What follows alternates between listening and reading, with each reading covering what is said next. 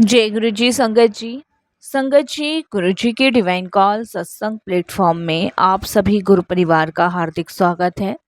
शुक्राना गुरु जी महाराज का कि उन्होंने ये सेवा मुझे बख्शी कि मैं आप सभी गुरु परिवार के समीप आके गुरु जी के कल्याण महिमा अनुभव का वर्णन कर पा रही हूँ। अनंतम शुक्राना मेरे गुरु जी महाराज का। संगत जी, आज का जो सत्संग हम लोग आपके साथ शेयर कर रहे हैं रिधिमा आंटी का है। बहुत ही प्यारा सत्संग है, ब्लेसिंगफुल सत्संग है, डिवाइन सत्संग है। तो सभी गुरु परिवार से हाथ जोड़ के विनती है, सत्संग को अंत तक सुने, ध्यान से सुने और गुरु जी की ब्लेसिंग्स प्राप्त करें। बीच में सत्संग को छोड़ने से संगत जी कोई भी फल प्राप्त नहीं होता है, ये मैं हर सत्संग में आप सभी से रिक्वेस्ट करती हूँ। सत्संग ही एक ऐसा माध्यम है जो कि हमारे काफ़ी सारे सवालों के जवाब देता है, काफ़ी सारे रोग कष्ट सब कुछ दूर करता है और संगत जी सीधे परमात्मा से मिलन कराता है। इसीलिए संगत जी हमें सत्संग सुनना चाहिए, ध्यान से सुनना चाहिए। और सबसे बड़ी बात है कि गुरु जी की ब्लेसिंग्स प्राप्त होती है, तो गुरु जी की ब्लेसिंग्स भी हमें सत्संग के माध्यम से ही प्राप्त होगी। गुरु जी के अपने बहुत से रास्ते थे अपनी संगत को ब्लेस करने के, तो उनमें से एक रास्ता संगत जी गुरु जी का सत्संग सुनना भी है। इसीलिए सत्संग को अंत तक सुने, ध्यान से सुने और पूरा सुने और गुरु जी की ब्लेसिंग्स प्राप्त करें। संगत जी, अगर आप भी अपने सत्संग अनुभव हम सभी के साथ शेयर करना चाहते हैं तो हिंदी में साफ राइटिंग में अपना सत्संग लिखकर हमारी जीमेल आईडी पर सेंड कर सकते हैं। आपके द्वारा सुनाए गए सत्संग से जो गुरु जी महाराज की नई जुड़ने वाली संगत है, उन्हें गुरु जी के कल्याण महिमा अनुभव के बारे में ज़्यादा से ज़्यादा पता चलेगा। संगत जी, अगर सत्संग आपको पसंद आता है तो उसको लाइक कीजिए, सब्सक्राइब कीजिए, ज़्यादा से ज़्यादा संगत में शेयर कीजिए। बेल आइकन दबाना बिल्कुल भी ना भूलिएगा। जब भी कोई लेटेस्ट सत्संग आएगा उसका नोटिफिकेशन सबसे पहले आपके पास आएगा। तो चलिए संगत जी, चलते हैं गुरु जी महाराज के सत्संग की ओर। सत्संग शुरू करने से पहले करते हैं गुरु जी का मंत्र जाप। ओम नमः शिवाय, शिव जी सदा सहाय। ओम नमः शिवाय, गुरु जी सदा सहाय। जय गुरु जी। संगत जी मेरा नाम रिधिमा है और ये मेरा शुक्राना सत्संग है। कोई भी गलती हो, भूल चूक हो तो माफ़ कीजिएगा। और गुरुपाद से भी मैं यही विनती करती हूँ कि गुरु जी महाराज, कोई भी गलती हो जाए, कोई भी भूल हो जाए तो मुझे क्षमा कीजिएगा। संगत जी, जैसे गुरुजी हमेशा कहते आए हैं कि अपनी जर्नी शुरू से स्टार्ट करो, तो संगत जी मैं अपनी जर्नी शुरू से ही स्टार्ट करती हूँ। संगत जी, गुरुजी ने मुझे एक नहीं दो दो बार नई लाइफ ब्लेस करी है। ये सब कुछ गुरुजी कर सकते हैं। नहीं तो संगत जी, अगर आपके भाग्य में जितना दुख लिखा है उतना आपको इस जन्म में भोग के ही जाना है। क्योंकि जो भी हम दुख भोगते हैं वो हमारे कर्मों का ही फल होता है। संगत जी, सुख और दुख ये हमारे कर्मों के हिसाब से तय किया जाता है। लेकिन जब हम गुरुजी महाराज से जुड़ जाते हैं तो संगत जी, जो हमारे दुख होते हैं वो सिर्फ 10% रह जाते हैं। बाकी के संगत जी 90% गुरुजी अपने ऊपर ले लेते हैं।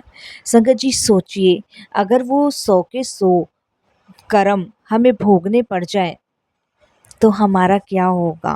और जबकि संगत जी गुरुजी तो हमें 10% कर्म ही भोगने को देते हैं, उसमें भी संगत जी हमें बहुत तकलीफ़ होती है, उसमें भी हम परमात्मा से शिकायत करने लग जाते हैं। तो इसीलिए संगत जी, उस 10% कर्मों के लिए भी हमें गुरुजी का बहुत बहुत शुक्राना करना चाहिए कि इन दुखों की वजह से आपका हमसे मिलना हुआ, हमारा आपसे जुड़ना हुआ। हर चीज़ का शुक्राना संगत जी बहुत ज़रूरी है। शिकायत की जगह संगत जी शुक्राना करना सीख जाइए। संगत जी, असी चंगे माड़े तेरे, गुरु जी सानू बख्शो। असी किते पाप बतेरे, गुरु जी सानू बख्शो। हम जैसे भी हैं, जिस हाल में भी हैं, गुरु जी हम तुम्हारे हैं। गुरु जी, हम कभी ना भूलें आपका शुक्राना करना। हम उठते बैठते आपका शुक्राना करते रहें। और संगत जी, हमारी इन सभी भूलों को बख्शो जो कि हम नादानपन में कर देते हैं, इन सभी को गुरुजी बख्शो। संगत जी, 2012 में मेरी शादी हुई थी अमेरिका में।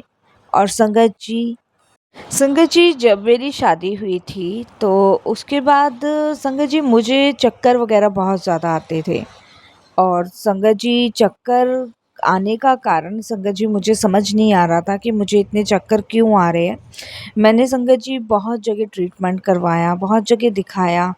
तो संगत जी कुछ डॉक्टर ने देखा तो संगत जी मेरे कान में जो था बहुत दर्द भी रहता था, तो किसी ने मुझे कान की दवाई दे दी, किसी ने संगत जी कान में सफाई कर दी।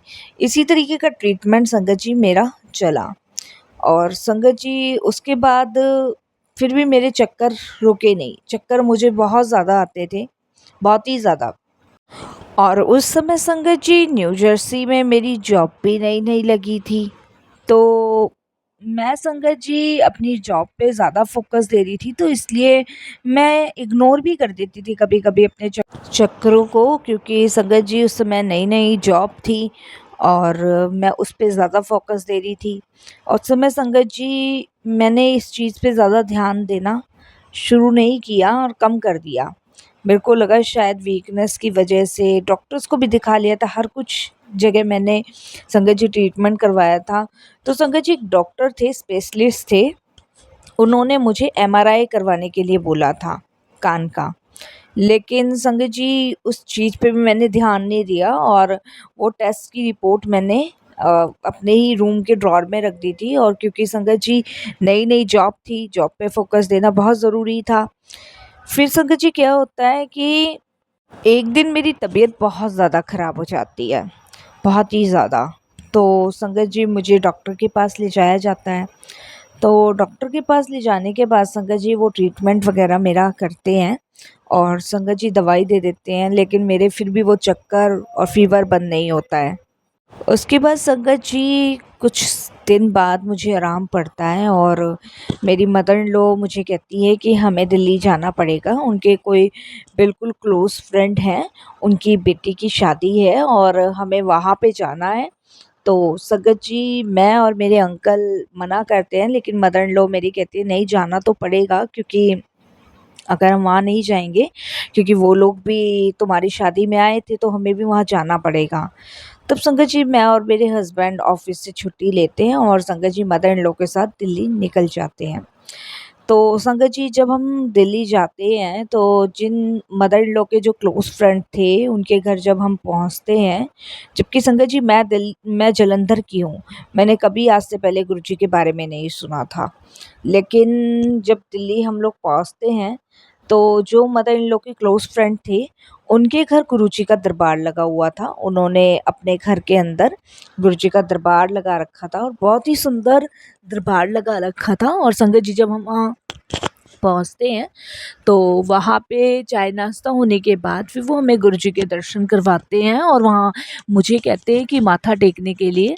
तो उनकी फैमिली के हर एक सदस्य हमें गुरुजी के बारे में बताना शुरू करते हैं। और जैसे कि संगत जी शादी के बाद मैं फ़र्स्ट टाइम अपनी मदर इन लॉ के क्लोज़ फ्रेंड के घर गई थी, तो वो गुरुजी के दरबार से मुझे एक लॉकेट स्वरूप निकाल के देते हैं और संगत जी कहते हैं कि इसको आप ना पहन लेना।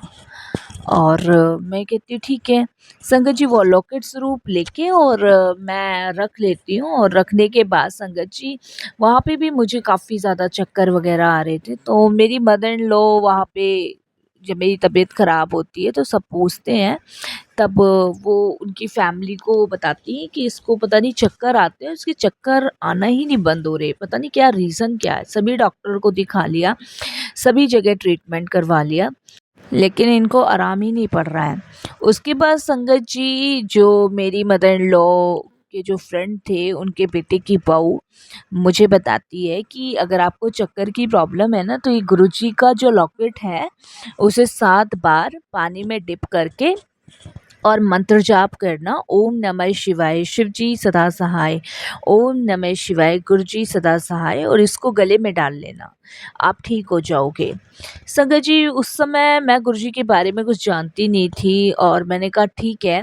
और उसके बाद संगत जी हम दिल्ली से वापस न्यू जर्सी गए, और न्यू जर्सी जाने के बाद संगत जी जहाँ पे मैंने अपने मंदिर में गुरु नानक जी और सभी देवी देवता विराजमान कर रखे थे, मैंने वो लॉकेट निकाल के संगत जी वहाँ पे रख दिया। और संगत जी वही दिनचर्या हमारा चलता रहा, लेकिन मुझे आराम नहीं था, मैं भूल चुकी थी और संगत जी ध्यान नहीं रहा। और वो करीबन संगत जी लॉकेट 1 साल तक वहीं पड़ा रहा उसी मंदिर में। मुझे बिल्कुल ध्यान नहीं था संगत जी। वो कहते हैं ना कि शायद उस समय गुरुजी का बुलावा नहीं था और गुरुजी से जुड़ना नहीं था। लेकिन हाँ, ये था कि गुरुजी ने अपने से जोड़ लिया था, लेकिन मेरा टाइम नहीं आया था। उसके बाद संगत जी 1 साल तक वो लॉकेट यूँ ही पड़ा रहा, और 1 साल के बाद संगत जी मेरी बहुत ज़्यादा हालत ख़राब हो गई। मेरे चक्कर ही नहीं बंद हो रहे, और संगत जी मेरे कान से मवाद निकलना शुरू हो गया, और कान में इतना ज़्यादा दर्द था संगत जी, बहुत ज़्यादा, बहुत ही ज़्यादा। उसके बाद संगत जी मैं बहुत परेशान थी, मेरे को रात काटनी बहुत भारी हो रही थी। इतने में संगत जी मेरी मदर इन लॉ मेरे पास आती हैं और वो मुझे कहती है कि तुम एक काम करो, वो जो गुरुजी का लॉकेट है ना, उसको तुम एक काम करो, पानी में 7 बार डिप करके और वही मंत्र जाप बोलो। संगत जी वो मंत्र जाप मैं भूल चुकी थी, मेरे को बिल्कुल याद नहीं था। तो मेरी mother in law Delhi phone लगाती हैं और वो मंत्र जाप पूछती हैं। तब वहाँ से जो मेरी मदर इन लॉ के बहुत क्लोज़ फ्रेंड थे बताते हैं कि ओम नमः शिवाय शिवजी सदा सहाय, ओम नमः शिवाय गुरुजी सदा सहाय, ये मंत्र जाप करो और उनको कहो कि ये लॉकेट अपने गले में डालें और ये जल प्रसाद पी लें। तो मेरी मदर इन लॉ जैसे मुझे कहती है संगत जी मैं वैसे कर लेती हूँ। वैसे करने के बाद संगत जी मेरे चक्कर तो बंद हो जाते हैं और कान में दर्द में भी बहुत आराम पड़ता है, और वो लॉकेट मैं अपने गले में डाल के और संगत जी रात को सो जाती हूँ। नेक्स्ट डे संगत जी मुझे बहुत ज़्यादा दर्द होना शुरू हो जाता है, बहुत ज़्यादा। नेक्स्ट डे संगत जी मेरे हस्बैंड मुझे हॉस्पिटल ले जाते हैं। तो संगत जी क्या होता है कि हॉस्पिटल जाने से पहले गुरुजी का लॉकेट तो मैंने देखी कल रात को ही डाल लिया था, और हॉस्पिटल जाने से पहले संगत जी मैं सोचती हूँ जो मेरे पास मेडिसिन्स रखी हैं मैं वो मेडिसिन्स ले लूँ, और जो भी मतलब पहले की रिपोर्ट्स हैं वो ले लूँ और डॉक्टर को दिखा दूँगी, इससे पता चल जाएगा। तो उसके बाद संगत जी क्या होता है कि मैं जैसे ही ड्रॉअर में हाथ डाल रही होती हूँ, तो संगत जी एकदम से मेरी नज़र ना एमआरआई वाली उस पे जाती है, टेस्टिंग रिपोर्ट पे। और संगत जी मैंने कहा चलो ये भी साथ ले लेती हूँ, ये भी डॉक्टर को दिखा दूँगी एक दफ़े, और वैसे मुझे लगता तो है नहीं इसकी ज़रूरत है, लेकिन फिर भी ले लेती हूँ। संगत जी मैं सारी रिपोर्ट्स के बीच में वो एमआरआई की भी रिपोर्ट डाल देती हूँ, और संगत जी उसके बाद हम लोग हॉस्पिटल के लिए निकल जाते हैं। देखिए संगत जी गुरुजी ने यहाँ पे मुझे ब्लेस किया। गुरुजी ने जब से संगत जी काफ़ी टाइम से वो रिपोर्ट रखी है, मेरा ध्यान उसके ऊपर गया नहीं, और संगत जी हम लोग हॉस्पिटल पहुँचते हैं। हॉस्पिटल पहुँचने के बाद संगत जी हम सारी रिपोर्ट्स वगैरह दिखाते हैं, और जब डॉक्टर की नज़र एमआरआई वाली रिपोर्ट्स पे पड़ती है तो बोलते हैं ये टेस्ट आपने करवाया, इसकी रिपोर्ट्स वगैरह हैं? तो मैंने कहा हमने करवाया तो नहीं है, लेकिन डॉक्टर ने हमें सजेस्ट किया था एमआरआई करवाने का कान का, लेकिन हमने करवाया नहीं है। तो डॉक्टर संगत जी मुझे कहता है कि हम एक काम करते हैं, ये एमआरआई वाला टेस्ट करवा लेते हैं। तो संगत जी ठीक है करवा लेते हैं, डॉक्टर ने कहा है तो। संगत जी मेरा वो एमआरआई का टेस्ट होता है, और टेस्ट होने के बाद संगत जी 3 दिन में रिपोर्ट आनी थी, और 3 दिन की उन्होंने मुझे कोई मेडिसिन्स लिखी थी, वो मेडिसिन्स खा रही थी, और गुरुजी का वही जल प्रसाद डीप करके 7 बार मंत्र जाप कर रही थी और पी रही थी। उसके बाद संगत जी क्या होता है कि 3 दिन बाद रिपोर्ट आती है, और जब रिपोर्ट्स के लिए मैं और मेरे अंकल जाते हैं हॉस्पिटल, तो डॉक्टर कहता है कि आपको कान में ट्यूमर है। तो जब डॉक्टर कहते हैं कान में ट्यूमर है, तो संगत जी एकदम से शॉक हो जाती हूँ मैं, बिल्कुल बहुत ज़्यादा शॉक कि ट्यूमर। और डॉक्टर कहता है कि बहुत इमरजेंटली आपका ऑपरेशन करना पड़ेगा, और नहीं तो अगर आप 2-4 दिन और लेट आते तो ऑपरेशन करना भी बहुत मुश्किल था। मेरे बस की ये बात नहीं थी। तो संगत जी इमरजेंटली ऑपरेशन के लिए डॉक्टर बोल देते हैं। तो संगत जी जो सर्जन होते हैं उनसे, जो स्पेशलिस्ट सर्जन होते हैं जो ट्यूमर का ऑपरेशन करते हैं, संगत जी डॉक्टर उनसे कंसल्ट करते हैं फ़ोन करके।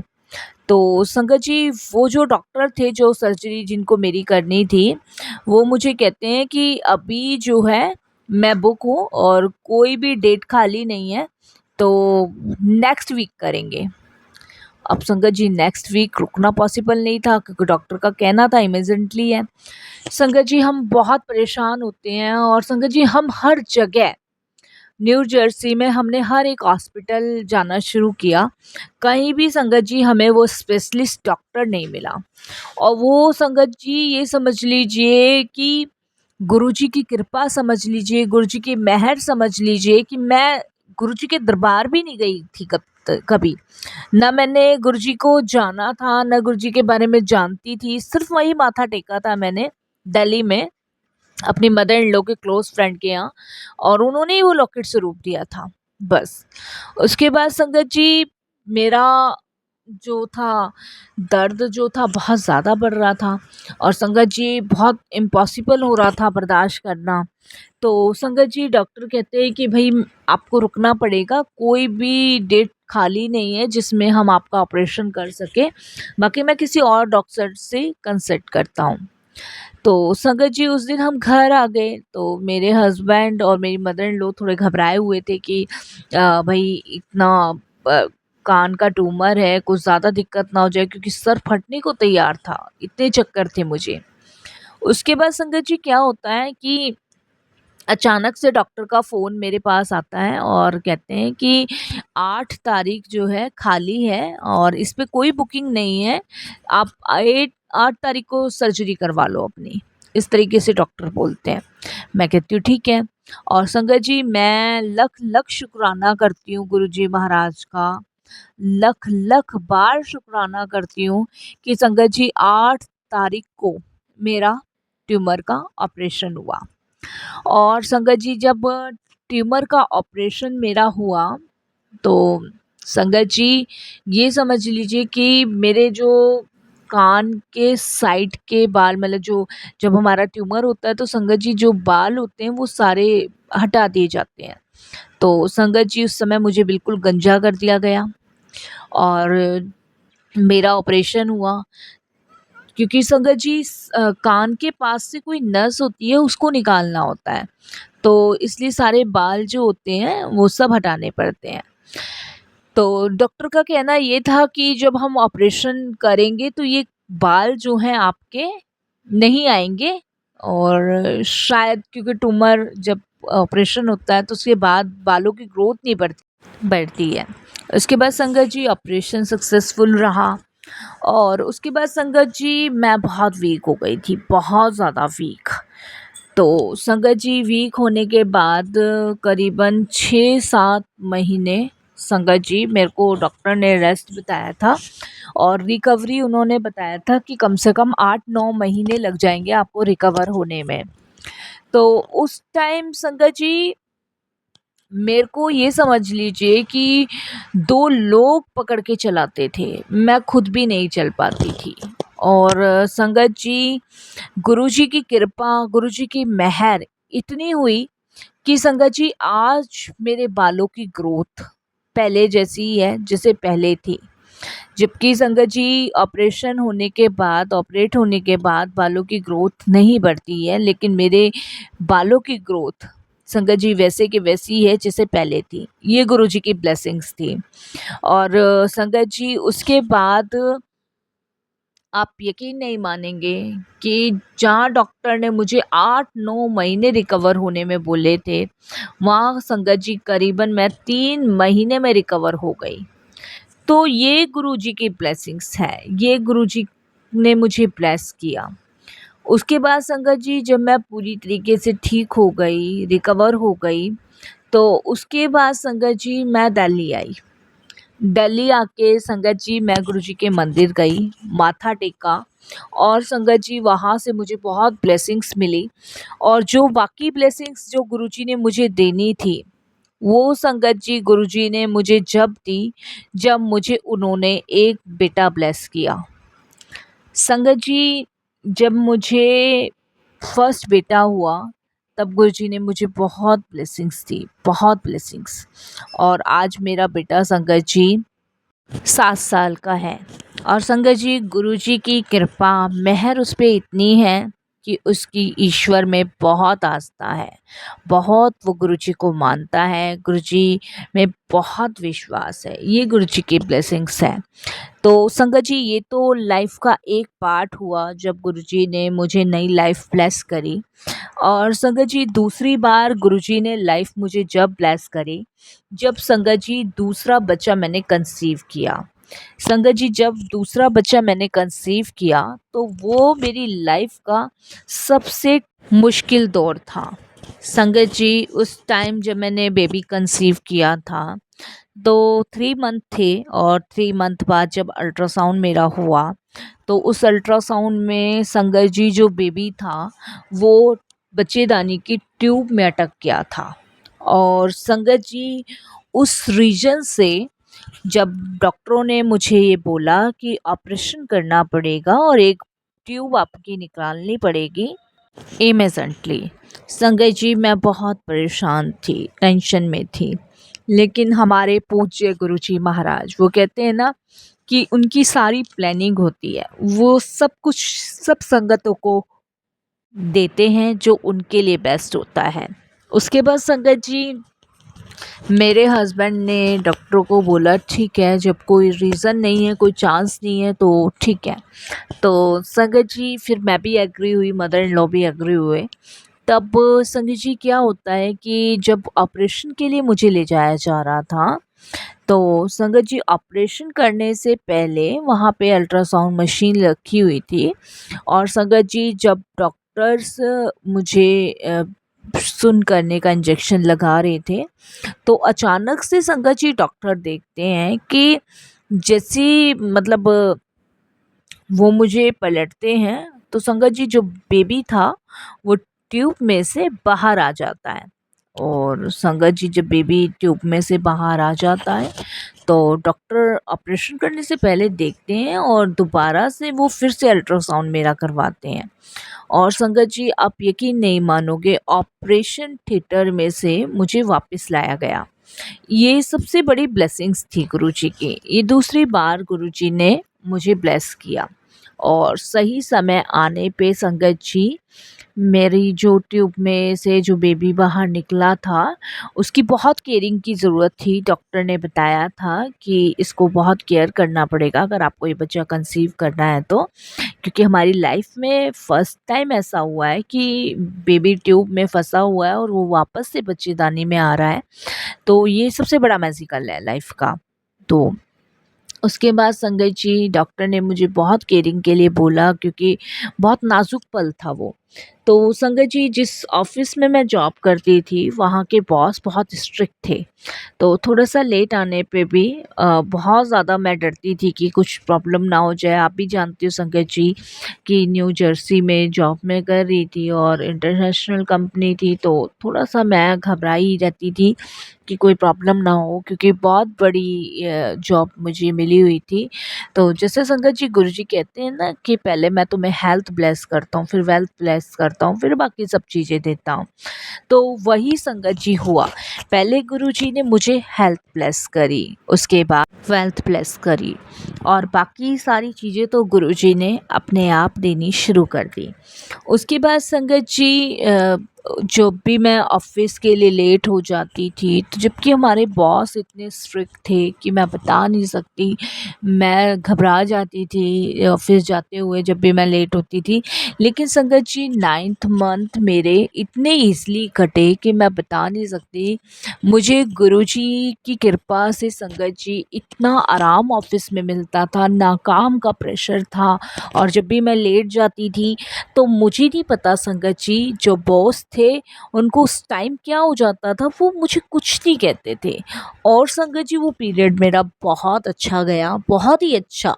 जबकि संगत जी बॉस इतने स्ट्रिक्ट थे, चाहे कोई लेडीज़ प्रेग्नेंट है, चाहे कुछ भी है, अगर कोई भी लेट आ रहा है तो उनको वार्न करना ही करना था। बट संगत जी मेरे लिए ऐसा कुछ नहीं हुआ। जब भी मैं ऑफ़िस जाती थी, कभी लेट हो जाती थी, क्योंकि आप भी समझ सकते हो संगत जी इतना पीरियड था मेरा, और कभी भी लेट हो जाती थी तो या तो बॉस नहीं होते थे, और होते थे तो पता नहीं क्या उनको अजीब-सा हो जाता था मुझे देख के, वो केबिन में चले जाते थे। तो वो टाइम मेरा बहुत अच्छा गया, बहुत अच्छा पीरियड गया। और संगत जी दूसरा बेबी मुझे हुआ, बेबी गर्ल हुई गुरुजी की कृपा से, और वो भी गुरुजी की ब्लेसिंग्स है। तो गुरुजी ने पहले मुझे हेल्थ ब्लेस करी, फिर वेल्थ करी, बाकी फिर चीज़ें गुरुजी ने मुझे ब्लेस करनी शुरू करी। मुझे 2 बच्चे दिए, 1 बेटा 1 बेटी दी, अच्छी जॉब दी, अच्छी फैमिली दी।